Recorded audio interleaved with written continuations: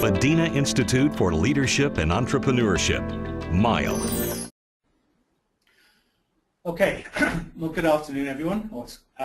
My name is Kevin Parker, and I'm delighted to be with you here today. I have always been absolutely passionate about the power of questions, and today I want to answer 3 questions, I think, for you. One is, how could asking questions make you a better leader or influencer? Secondly, how could you ask more powerful questions? And thirdly, as you've heard in the name of my book, what the hell have purple monkeys got to do with anything? So let me start off with a story. Many years ago, when I first had my job as first management job, senior management job, I carried on doing what I'd always done, doing the exciting, sexy bits in terms of the job I had. And it wasn't until I had a new managing director who called me into his office one day and said, "Kevin, could you tell me, how do you lead and manage your department?" And you know, I had no real answer to that question. I felt a bit embarrassed about it at the time. But he said, "Look, I'm not being difficult. I'd just like to know, how do you set goals? How do you make sure they're the right goals? How do you involve your team? How do you measure success? How do you track progress? How do you learn from that? How do you develop your team? How do you develop your team members?" And I couldn't answer any of those questions. But over the course of the next few weeks and months in discussions with him, I was able to answer those questions and feel much more in control of what I was doing and what my department was all about. But during all of those discussions, not at any time did he really give me any advice. All he did was ask me questions. And yet, of all the bosses I've had in my life, he's the one I remember as being the most important mentor, the most important guide in my career. And all he did was ask questions. And I thought, hey, there must be something in this. So during the rest of my career as a management consultant, as a mediator, as a coach, I developed and honed those skills. So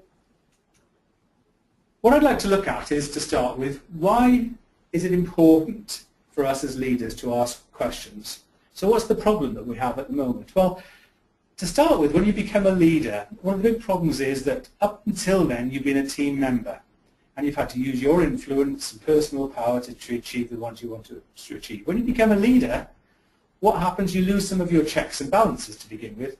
You get less feedback. We all know it's more difficult to give feedback to our bosses, and so you get more detached from what goes on and whether you're doing the right stuff. You develop some insecurities because up until then they've been your friends, but as we know, leadership and friendship, that's a tricky combination, so you develop some insecurities. And we have huge false expectations of about what a leader is all about. We tend to see from the TV and everything else that's around, leadership as in a kind of heroic mode. And that's not really what it's all about at all. Almost 90% of people recognize that the actual mental shift of moving from a team member to a leader is a big, big shift. And what we're talking about as leaders don't need to control. And that's the big problem. Leaders think they need to control. What they do is need to create order. They need to build shared outcomes. They need to have simple, clear processes where, and trust is absolutely fundamental. That's what they should be doing rather than control people. Because trying to have all the answers anyway and therefore being in control is unsustainable. For one, the world is changing much too fast. My 2 kids, who are now in their 20s, have both got good jobs. Neither of those jobs actually existed 10 years ago. And I expect 10 years from now, not many of them will either. Are there such things as the right answers?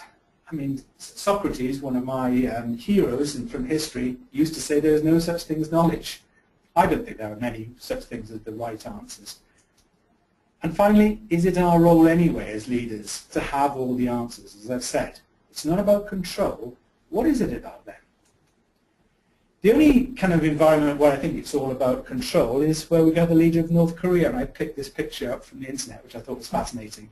Wherever he goes, wherever he does, and this is apparently opening a new naval facility, dockyard repair facility, everyone has to write down everything he says. He's supposed to be the font of knowledge on everything. And we know how successful North Korea is as an economy, don't we? So that's not a solution. So let me ask you a question for a moment.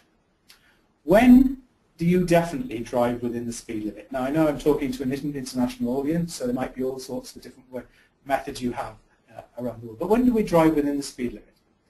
Now I'm not saying that most of us are reckless and we drive madly around the place, but I guess most of us would answer, well, probably I drive reasonably okay, but I only drive definitely within the speed limit when I think I might get caught.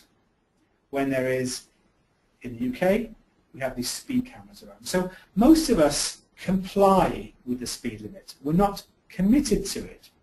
Now if we were committed to the speed limit, what we would do is always drive with it, because for reasons of safety or environmental reasons, we just believed it was the right thing to do. But most of us comply. Now, in organizations, if we're simply complying, what that requires is lots of policemen, police cameras, or equivalent, doesn't it? They're equivalent. Lots of managers and lots of inspectors and everything else like that. Now, that's not the really way to get empowered, powerful, high-performing organizations. What we want is people to be committed. And to get committed, what people need to have is this vital thing called choice. Choice is the thing that helps us, makes us want to do things. Because if we make decisions for our own reasons, rather than being told to do things, we feel more committed to do it. For example, if I were to be talking today about investing in shares, telling you how to do it and how to go about doing it, and I told you at the end, invest your money in such and such a share. You went away and invested that money, and you lost money. Who would you blame? There would be a tendency, I guess, to blame me, wouldn't there? Because I gave you some advice. On the other hand, if I ran the same course, didn't tell you where to invest your money, but told you how to think about the risks and pros and cons of any particular investment, you then, for your own reasons, your own choices, invested in something, and it failed, who would you blame? You might still want to blame me a bit, but you would take much more responsibility. And why? Because of this thing called choice. You had made the choice. And to me, this is fundamental about leadership. It's about getting people to make their own choices. It's not about controlling. So how do you get people to make their own choices? So we're talking about questions, and we're talking about what I call powerful questions. And the types of questions I'm talking about are not about you getting information so that you can make better decisions for other people. They're not about that. What they are about is to help others to have more choices and open themselves to new possibilities. So that's what we're talking about when I'm talking about powerful questions. Of course, if you're in research or something else like that, then questions to get information are important. But this is a different type of questions.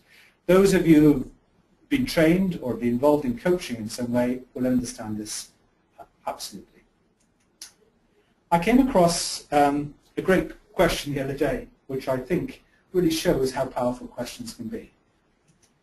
A client of mine was talking and talking about training and development, and one person said, so what happens if we spend all this money developing people and they leave?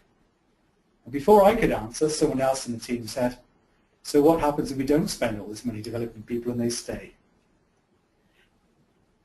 You don't need to confront people, you just need to ask another question which makes them think entirely differently about it. Okay. Before we move on to talking about powerful questions, let me ask you a little question for a moment. This is, before we talk about the structure and the language of questions, which I'll talk about in a minute, which can make a big difference, there's one simple thing that you can do straight away as a simple takeaway from this seminar. How many seconds should you wait for an answer once you've asked a question? 1 second? 3 seconds? 5 seconds? Okay, let me give you a bit of research. This research has been repeated many times, but this particular research I liked. There's a study of teachers, and they asked how long this wait time was. How long was the gap between you asking the question and answering it? Because we all tend to jump in and say things, don't we? We try and sometimes answer our own questions.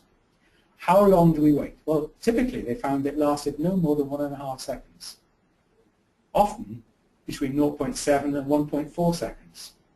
So it rarely lasted 1.5 seconds. What they did find was that teachers that actually waited at least 3 seconds, or the teachers that asked to wait 3 seconds between asking the question and waiting for the answer, they found their responses increased by 4 to 8 times. They found the confidence increased in the group, that the group were more willing to ask questions, and in terms of the performance, the results of the pupils at the end of the year, their achievement had increased significantly.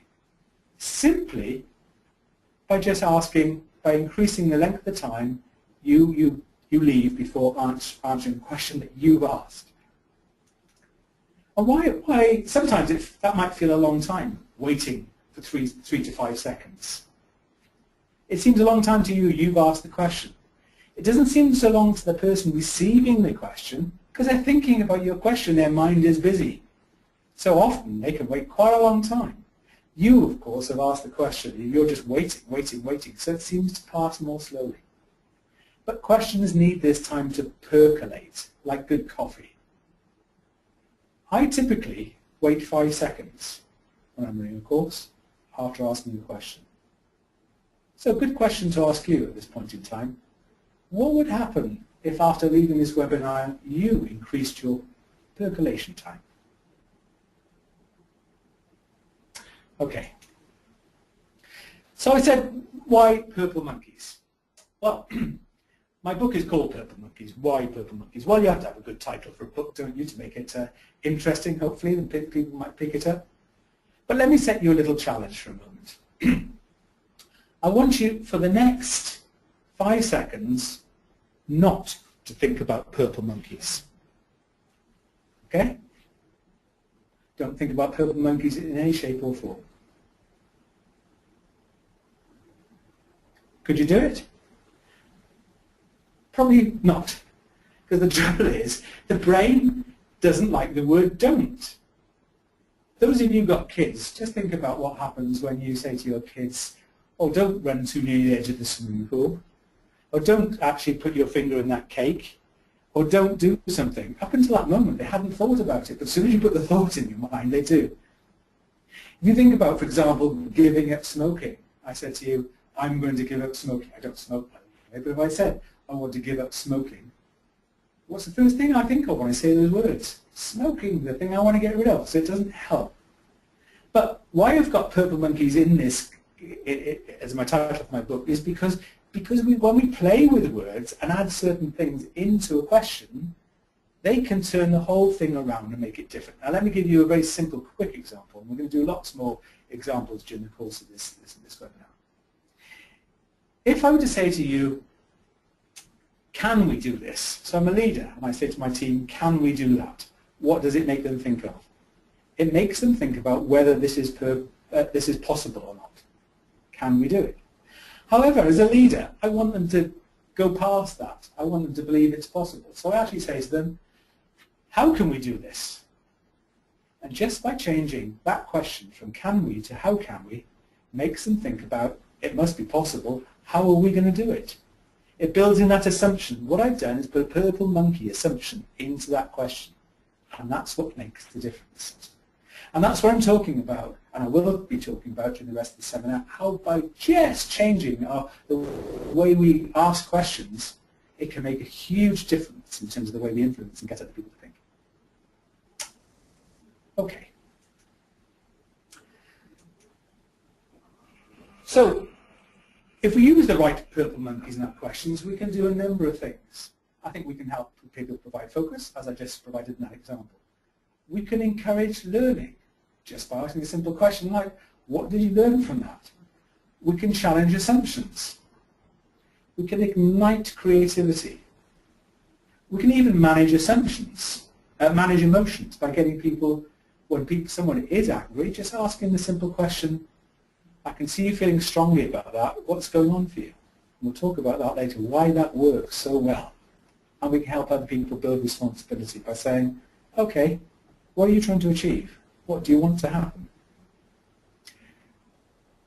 So let's move on. I'm going to look at the way you add power to questions in 3 different ways. I'm going to look at how we can change language, how we can change the scope of our questions, and how we can get to a kind of deeper meaning using questions. And we're going to do various examples and various little quizzes and tests as we do this. So language, scope, and deeper meaning, LSD. So how do we add power to our questions using what I call the language principles? Well, first of all, it's about using open questions. Again, in that study when I was talking about teachers, they looked at whether people asked open or closed questions. Let me, before I go on, make sure we understand what the difference is. If I said to you, was that an open question? Is that an open question? No, it's a closed question, isn't it? Because closed questions close the conversations down. They usually end up with yes or no. Open questions, which I find it very hard to put a closed question that starts with what or how. Open questions open the conversation, they get someone talking. And that's just good to remind ourselves that if we ask open questions, it gets people talking. We ask closed questions to close things up. Neither are right or wrong, but if you want to open a conversation, you want to use open questions. And open questions start with what or how. I found one exception to this in my life, and that's two exceptions, sorry. One, politicians. If you ask a politician a closed question, so do you agree with this? They'll say, no, it's not as simple as that. It involves an awful lot more stuff. And if you ask teenagers open questions, what did you do today? They'll say, nothing, don't know, can't remember. That's the only two exceptions I've found in my life. And I have an absolute passion about wishing that reporters and presenters, especially in TV talk shows, would start asking more open questions. They would get a much better debate if they actually said to someone, tell me, what are the beliefs that led you to say that? What assumptions are you making that led you to do that? The conversations would be entirely different, I believe. Secondly, in terms of questions, if we want people to open up and we want them to think, it's not about us being clever, it's about getting them to feel safe and comfortable. If we want them to feel safe and comfortable, we've got to ask a question that doesn't challenge them. Why questions, for example, challenge people. If I ask you, why have you done that, it tends to make you feel defensive. It tends to make you think you've got to justify something. And if you're going to do that, you're going to be defensive, you're not going to be opening up. I would avoid why questions. But similarly, if you want to soften the question, a great way to do it is, instead of saying to someone, how are you going to do that? Which might be okay in lots of situations. If I change it though and said, how might you do that? Someone says, oh, I'm not being nailed down to one choice here. I can think about this. And if I put something out there, we're thinking about opening up options, possibilities. I'm not being pushed into a situation. So if you say, how might we do that? That can soften the question, but actually make it more powerful. So use the conditional tense. Thirdly is shorten the sentence. One of the things I've learned over the years is how powerful simple questions, short questions can be. I'm going to give you a little test. And I know that for some of you English is not your first language, but I'm hoping this will still work anyway. I'm going to put a little kind of paragraph up, and I'd like you to read it.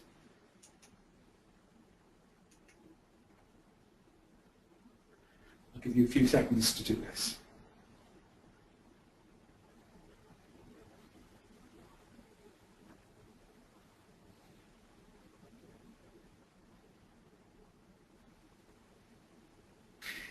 It's fascinating, isn't it? Some of you may have finished, not finished, but it doesn't matter.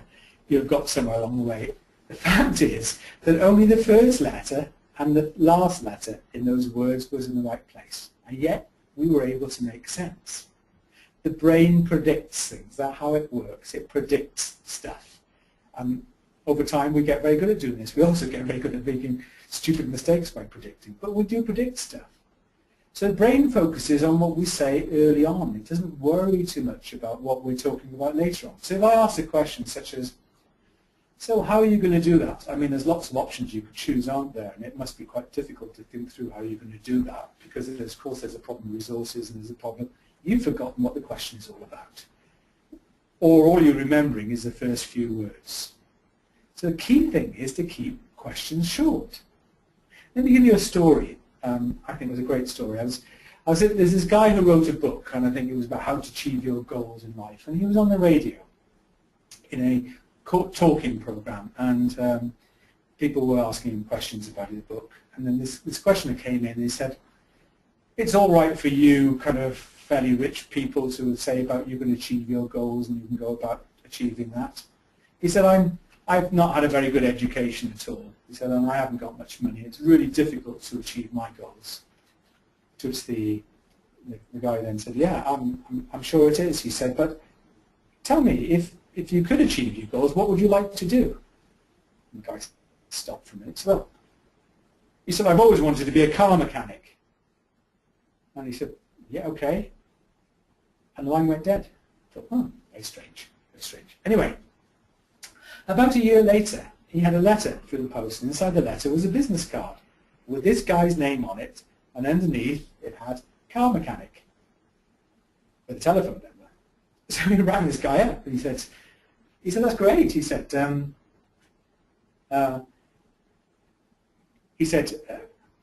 when you said you wanted to be why did you just send me the business card? He said, why didn't you send me a letter?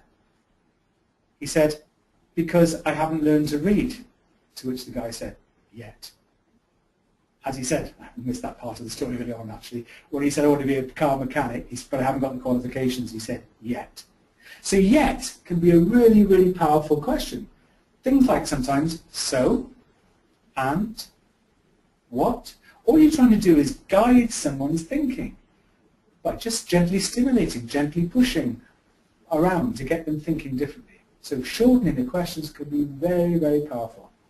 As a facilitator, I quite often in a room, I'll just say, someone will say something, I'll just say, and it's amazing how powerful that can be. Okay, so we've looked at language, which is about using what and how questions. It's about using a conditional tense, how might, and it's about shortening the sentence. So let's look at the scope of questions. We can do what we call chunking up and down in terms of questions. So chunking up is actually saying, when someone's thinking about a car, I could say, what kind of journeys are you thinking about traveling? Because what I'm doing is opening them up to the possibilities that they might be thinking about, is a car the right thing for them? I chunk up.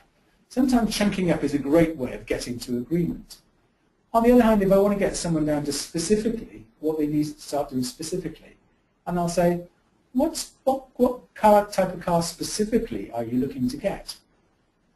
And I get a much different answer. So chunking up is a very good way of getting to agreement and getting someone to see a broader picture, broader meaning. Chunking down gets them to specifically into action. I can add more. What I mean by this is, sometimes I say to people, what would you do if you had all the resources you could have? Because sometimes they're blocked in terms of what resources they might have. Sometimes I've said to people when they're stuck, if you don't know the answer at the moment or don't know what to do, if you could guess what the right answer would be, what would it be? And they go, well, if I could guess, it'd be that. And then suddenly go, how did I think of that? Getting them to think about more. So, for example, when I said to softening the question earlier on, I said, how might you do something?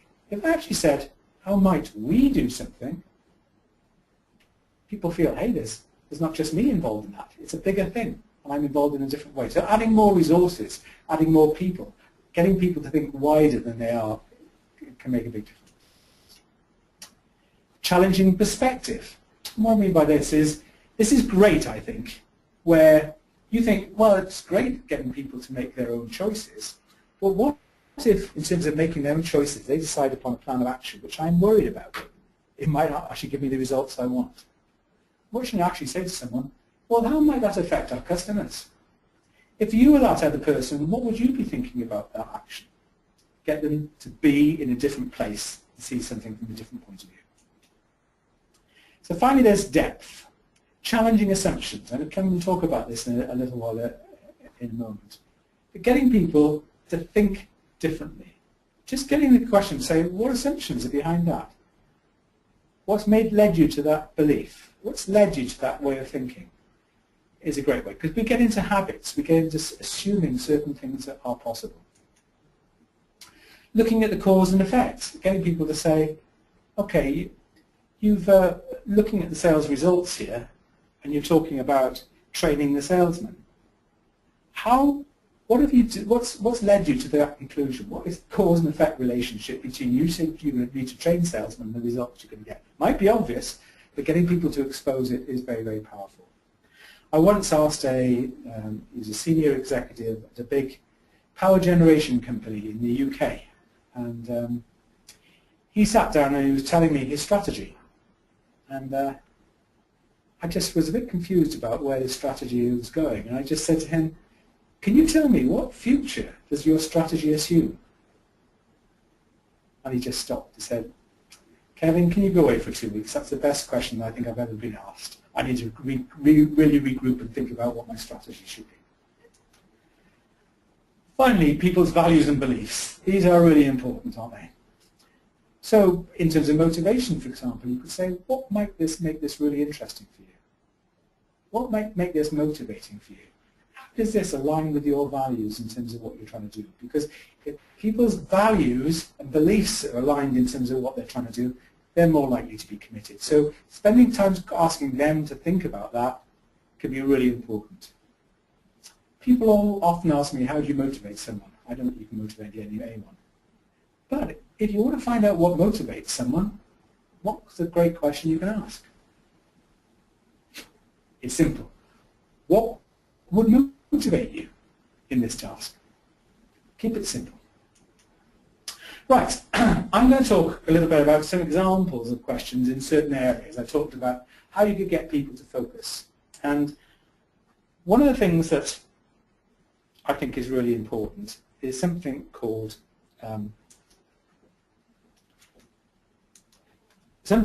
outcome thinking. So I've got a strange title on the top there, and I'll come back to that in a moment. Stephen Covey wrote his book called 7 Habits of Highly Effective People. And one of his habits was he calls last things first, which is really focusing on where you want to be. Now, the great example, I think, is this is what I call outcome thinking. So let me give you a situation. Imagine you invited some people around for dinner. It was an important dinner as far as you're concerned. You spent a lot of time preparing it, organising, everything else like that. They were supposed to arrive at 7:30 in the evening. They don't arrive. They don't arrive at 8:30. You try and contact them on their mobile phone. It's switched off. The dinner is getting ruined. By now you've opened the wine and had a few glasses and you're feeling a bit angry and perhaps a little bit inebriated too. They knock on the door at about 9 o'clock, 9:30. And you say to them, what might be your response? Well, your response might be to get very angry. Might be, I'm not saying you would, might be to get very angry. Now the outcome of that would be you lose them as friends. Now, if you started off saying in that same situation when they knock on the door, actually, my outcome is these are my friends. I want to retain them as friends. As soon as you have that in your mind, when you hear the knock on the door, what would be your response? It would be different. You're more likely to ask questions to understand what needs to happen. Thinking about the outcome you want before you respond is a really, really powerful thing. And that leads us to a whole set of questions. Just asking someone, for example, what's your outcome? What would you rather have? What do you want instead? It's very easy to complain, but getting people to focus on what they want, they have to do more work and they have to think about what their goals are and what responsibility they have. So coming back to this slide, if outcomes are more powerful, if outcomes are a powerful concept, how can we actually make them more powerful? Because the more powerful an outcome is, the more impact it will have on our responses. These are my 3 ways of doing it. First of all, make the outcome as compelling as possible and exciting as possible. I was coaching someone once when they said they wanted to be more organised. And I said to them, what will you get from being more organised? I could see they weren't very kind of excited. What will you get from being more organised? And they said, I'd like to feel at the end of the week I've taken a step forward. I could see them getting more enthusiastic. Unless it's compelling and exciting, you're not going to do it, are you? So ask questions to understand how we make it more compelling. Back to our purple monkeys. Focus on what you want more more of. If you want to give up smoking, don't talk about give up smoking. Talk about, I want to get fitter and healthier. So ask people, what would be the benefit of that? What do you rather if they're putting it in a negative way? And finally, make sure it's near enough and clear enough. These are Russian dolls, you know, the ones you open up and you have a different doll inside. You might have a long-term vision, but what's your short-term goal? So getting people to think about, so what's your next step? What would that look like in a month's time? It's a very powerful way to get someone into action. So just having that in the back of your mind gives you a whole set of questions you can ask someone. I talked about assumptions, so let me talk about where assumptions come from. We always observe what happens, so we see something happen. I might see guys digging holes in the road, for example, around where I live, roadworks. And I look at them and they don't seem to be very motivated or very enthusiastic in terms of what they're doing. So I probably start believing these are not very motivated people. I develop beliefs about that. Now, if I was the boss of that kind of group of people, and I didn't believe they were a very motivated group of people, what would I do? What I would tend to do is not be my management best. I would try and check up on them. I'd check the work they were doing. I'd only probably pay them for the work they were doing rather than the hours they did, because I wanted to make sure they worked hard while I was doing it. Now the trouble is, you imagine if you were one of those workers. If you were one of those workers and your boss was always checking up on you and not trusting you, how would you react? You probably wouldn't be very motivated. You'd probably be pretty disillusioned. You probably wouldn't work very hard. So people react to the way I act, and what happens is it becomes self-fulfilling. This is hugely important. If people say to you things like, it won't work here, it never has worked here, what you're starting to see is a self-fulfilling belief. How do you get around that and say, well, okay, what changes would we need to make it work here? What exactly, going back to the cause and effect, caused it to go wrong last time? Or you could say to someone, I think it's a really powerful question. Think about writing this down. Say to someone you're looking at them saying, on a scale of 0 to 10, how possible is it, how likely are you to achieve this task? They say 10, that's interesting. They might say 5 or 6. The follow-up question is, what's going to get you from 6 till 10? And what gets you, because it's what you start to get out from that, is all people's limiting assumptions about what's possible for them or not. If someone is at 10, by the way, they may be making some assumptions which are wrong assumptions too, because they may be assuming it's too easy. But thinking about assumptions and where people's assumptions could come from give us a whole opportunity to ask questions to get them to think differently, without controlling and telling them anything. Here's a great question, a jewel of a question I'd ask you to kind of put in your armory. If you've got a difficult person who's being difficult with you in some way, just don't assume they're difficult.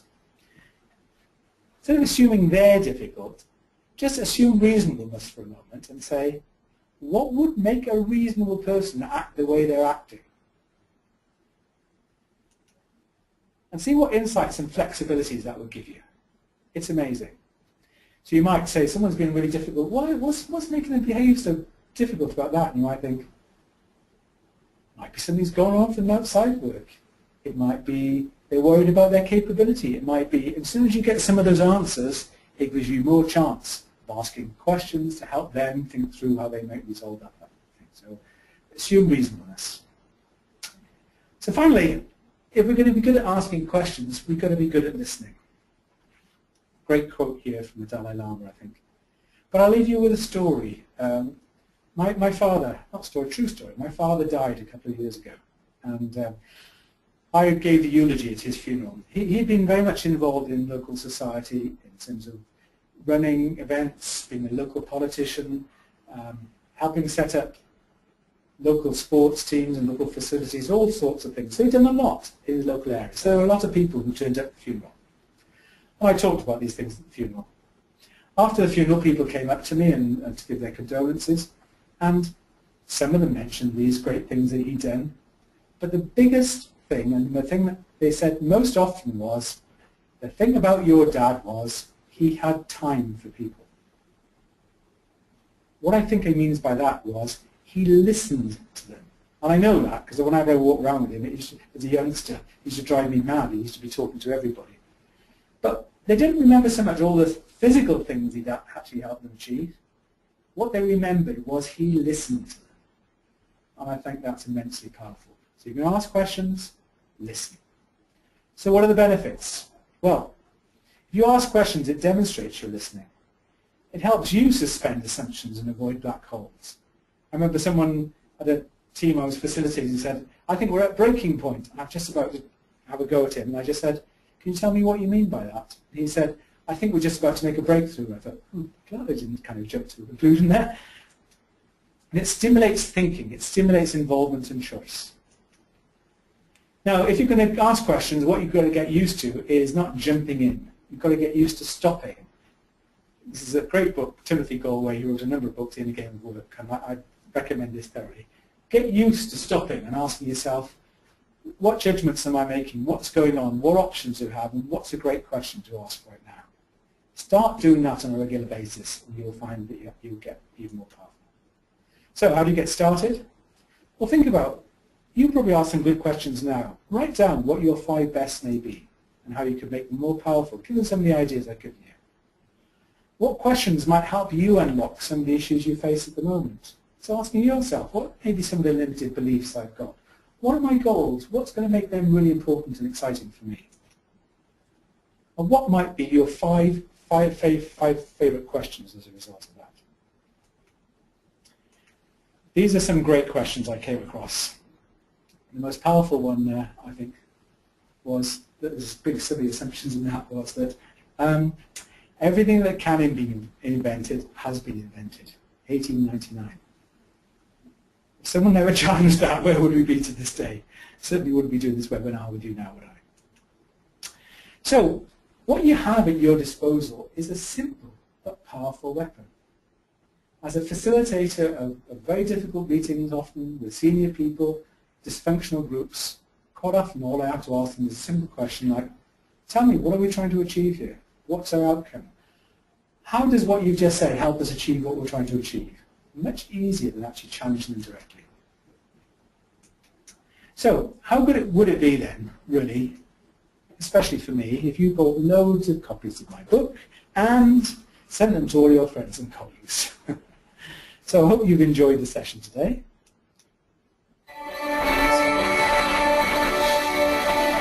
That it stimulated lots of questions and thinking in your own mind. And if you do, there are lots of ways to contact me. And those of you who registered for this webinar today, thank you very much for doing so. And I will get the details of your emails, or I will send them direct through to the university, a copy of the Kindle shortened version of my book. So thank you very much indeed. Thank you very much, Kevin Parker, for a very, very intriguing presentation. And folks, now the topic was questions, and now we're open for the questions and answers. So if you have any questions, please feel free to post the questions in the question box or raise your hand, and I would be happy to take your questions and read over on your behalf to the speaker. So please let me go to the question box. There are a few questions already posted, so let me go straight. First question, Ms. Parker, how should we manage the reflection of sarcasm in our questions tone, as regular questions asked to followers at times might backfire as being considered sarcastic? That's a great question. A great question. It's an open question. The Aaron Howell, so well done. Yeah, I think part of it is obviously building trust with the people that work for you. I think if you've not been used to asking lots of questions and you start asking them, suddenly people might think, what the hell is going on? So first of all, I would say persevere, and if someone does appear to be defensive, show real interest in what their answers and keep on having a go at it, because that will make it happen. But I think partly is check your own intent. If your own intent is for the right reasons, rather than saying, okay, how are you going to do this? If you say it in that manner, then people might think you're being sarcastic. So I think you've got to check your own intentions. Are you really trying to get this person to think differently? It might take time, if you've not had that style in the past, to build trust and build confidence with someone so that they believe that what you're doing is with the right intent. I don't know if that answers your question, but you might have a follow-up, I don't know. Okay, thank you very much. We have another one from Dr. Mohammed Mahmoud. Your dad had time for people. This was great, but we are too busy. But we are so busy with many tasks and really have time for people. How can we manage that? Yeah, well, that's a big question too. That's again a great question to ask yourself. How can I manage that? I mean, the world is full of distractions these days. It is, you know, I just amazed. I watch a TV program, and then while I'm watching it, up comes an advert telling me what the next program is going to be on while I'm watching that program, and we're just full of distractions, phones and all sorts of things. And we know, or research says, that the more distracted we are, the more ineffective we get. So a good question for you as leader is to start getting into those stop moments. Because if you don't, you're going to be less effective. If you try and do 4 jobs at a time, it's not possible. Even, I'm afraid, no matter what women claim, it's not possible for women either. None of us are very good at dual tasking or multitasking. And therefore what we've got to do in this busy world is start to take time to stop, to look at what's going on and actually have a much clearer picture of what we're trying to do. And the more we do that, the more effective we're going to become. And to become more effective, we will end up having more time. But I will admit, it's going to take, you can't suddenly do that. Because if I'm going to invest some time in doing that, it means that, you know, in all the other busy time I've got, how am I going to get all the other stuff done? But somehow you're going to have to find time to do that. I do it, for example, instead of parking my car right next to the office, I'll park it a good couple of 100 yards away. When I'm going to meetings, I'll do the same. So it gives me a chance to walk into a meeting, to think about what I want, to think about what I'm trying to achieve today. Switch off your phone and emails for half an hour a day. Just get used to doing that so that you can get more time to actually think about what I want. Because if you start living more purposefully with an outcome in mind, you will be much better asking the questions, you will be much better at achieving your goals. And successful people, I'm afraid, do that. So it's a choice you make. Okay, we have another short one from Brother Mahmoud Sharaf. The question is, what would be recommended to link the organization objectives with the employee? So I've lost your sound there. I lost your sound completely. Can you hear me now, Kevin? Yes, I can, yeah. Okay, this is a short one from Brother Mahmoud Sharaf. What would be recommended to link the organization objectives with the employee? Link the organization objectives with the employee? Yes, sir. That was it? Yeah. These are great questions. And those are great questions to ask someone else in the organization too. I think it's a very powerful thing if you can actually link people's objectives. And it sounds like I'm not answering the question, but I'll give you an example. I was in a fast food restaurant, and there was a guy there who, as soon as someone left, cleaned the tables very quickly and put all the rubbish away and rearranged the seats. Watched him for a while, and then after a while, when he had a quiet moment, I said, God, you seem very enthusiastic about motivated. And he said, well, yeah. He said, my target is to clean all these tables within 10 seconds of leaving. And I said, can I ask you what's important about that? He said, well, we found that if people eat in the restaurant, they eat more food. So my job is, and they're more likely to eat in the restaurant if the tables are clean and the restaurant is clean and tidy. So my job is to clean the tables away within 10 seconds so that people buy more food and eat in the restaurant. And I get a share in the bonus at the end of the week. And I thought, wow, if we're going to get that in every organization we work, wouldn't that be fantastic? But the question is to ask yourself all the time and get people to understand, first of all, what are the goals of the organization, what are the goals of my team, and then to say, how does what I do contribute to doing that? How does it contribute to do that? Why is it important? What would happen if we weren't there? I think that's a terrific question to ask your team. If we weren't here as a team or a department or a function or whatever, what would happen? Would life go on, or are we really adding value? If we're really adding value, we understand how we add value, what are the things we really need to be good at to achieve that, and what are our roles in making that happen? You know, it's back to Archimedes, you know, give me a big enough lever, I can move the earth. Think about what are your levers, the big levers you've got to pull to make the difference. And I think asking questions just like that, how does my job impact on the performance of the team? How am I helping? We often see this in sports teams because it's more obvious what goes on and everyone has to be much clearer. But there's nothing that can stop in organizations as asking those questions. And that's the only way you can find out the answers to these things. I haven't got the answer to that. I shouldn't have the answer to that. But if the team gets together... Thank you very much. We have another supplementary from Dr. Mohammed Mahmoud. He started with calling it a stupid question, but please explain again what is the key concept of purple monkey? Okay.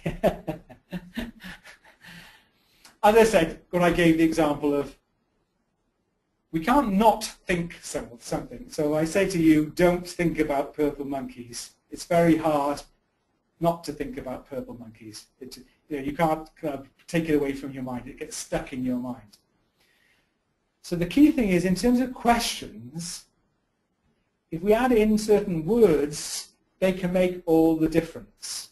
So if you remember, the example I said was, if I said to you, can we do this? What it makes people think about is it possible for us to achieve that? Now, as a boss, maybe what I want to do is get my team past that. I want to get them thinking about, this is possible. Let's get on to talking about how we can do it. So I actually say to people, how can we do that? And straight away, there's an assumption built into that it's possible. What I've done, if you like, is put some words in there or change the structure of the sentence to get them thinking differently. I put some, and those words that I put in, if you like, I call purple monkeys. I put in, I'll give you another example. I remember, I think it was Sir Edmund Hillary climbing Everest for the first time, and some of his people with him looked up at the mountain when they were near the top and said, that's impossible. To which he said, difficult, yes. Just changed the whole thing, because he was obviously the assumption in his mind it was possible. What he put is a different word, a different, if you like, purple monkey into it. I hope that helps. If you read the book, it explains it better. Okay, we have another interesting question. Being inquisitive is habitual.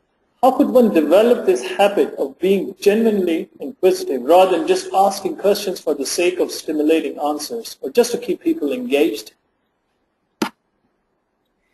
Yeah, that's great too. I mean, I think the people who are, when we're kids, we are naturally inquisitive, aren't we? I mean, kids ask questions after questions after questions. They have a wonder at what goes on in the world, a wonder of life about what does what and what does.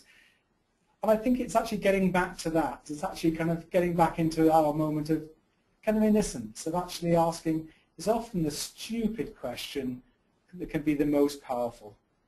And I think it's getting ourselves used to doing that. There isn't a simple way of doing it, but it's actually getting back and actually thinking, why have we always done it that way? Well, I wonder if there's a better way of doing this. What caused that to happen? What makes us always do it that way?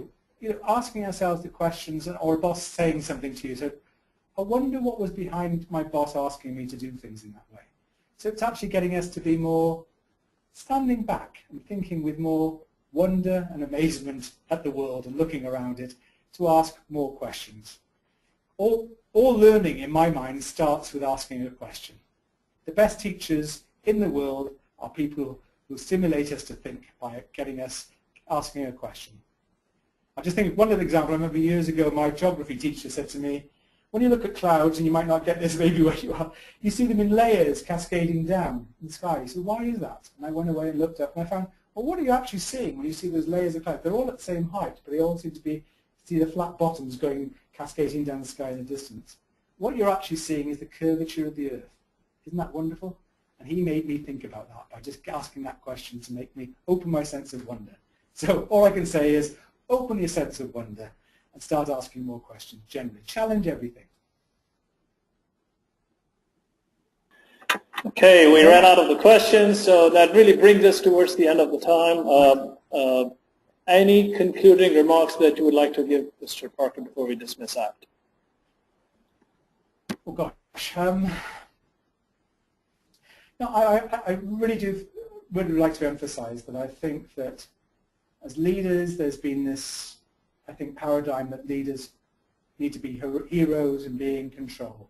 And I think If you look at some of the best leaders we've had in the world, people like Mandelas of this world, like the Gandhis of this world, some of the things that they achieved by not having that feeling of control, by just asking some really powerful questions of the regimes that they were involved in, really changed the world. And I think if we ask great questions, we can certainly change our parts of the world considerably, and we can get the people around us to be more motivated, and we can become far more influential by doing so. So I'd ask people to ask more questions, but also ask more powerful questions. I'm prepared to listen. Well, thank you very much. But if you allow me, sir, we have a caller who's raised your hand, so let me go for him for just last one question. Dr. Muhammad Rashad Faridi, sir, would you please introduce yourself and ask the question? Yeah, thanks, Kevin, for such a wonderful presentation. And it's really, especially I'm in the profession of teaching, and it's really important asking students some questions which really impacts the stimulation and makes the unconfident students or the low performers to engage themselves. Especially when we talk about this total quality management, where we have the 5 whys. So instead of that, I ask my students, we have the 5 hows, because how you can improve your writing skills, how you can improve your performance in memorizing important concepts. So the 5 H, if I keep them telling them, and that probes them and digs them into the thing. The second thing I ask them is that if you have any conflicts with your colleagues with something, you try to say, I understand, because that's some emotional, if you give them some emotional buzzwords, that makes the impact of conflicting getting minimized, and it improves the friendly, healthy relationship. Absolutely, and I think in conflict, the danger is sometimes we react and argue. If you ask a question, at least it gives you a bit of time. So if someone's very angry, you can just say, oh, I can see you feel very strongly about that, what's going on? At least you bought yourself a bit of time to calm down, and they have too. So yeah, I think absolutely, that's thank you very much for that. Well, thank you very much, Dr. Muhammad, for your question. Now, this really brings us towards the end of the webinar, so I would like to thank you, Mr. Parker, for the time and for the presentation that you've given, which was very intriguing and very excellent. Folks, the soft copy of this presentation is available on MILE Community, which is community.mile.org. You can always download it. We are also recording this webinar, which will be uploaded in the next couple of days, so please stay tuned to webinar.mile.org. Also, as a last announcement, please do visit our upcoming flagship programs, which is High Performance Healthcare Organizations, which is hpho.mile.org. We are open for enrollment, so please feel free to visit and register yourself in advance. Programs will be commenced in the month of November 2014. Let me conclude on the note which we learned that short questions are always powerful, and they can have a long-lasting impact in stimulating brain cells. So as we are running out of time, I'll leave you all with a short question to ponder about, that is, why do clocks run clockwise? Till then, next time, thank you very much. And you all have a good day, good afternoon, good evening, wherever. Madinah Institute for Leadership and Entrepreneurship, MILE.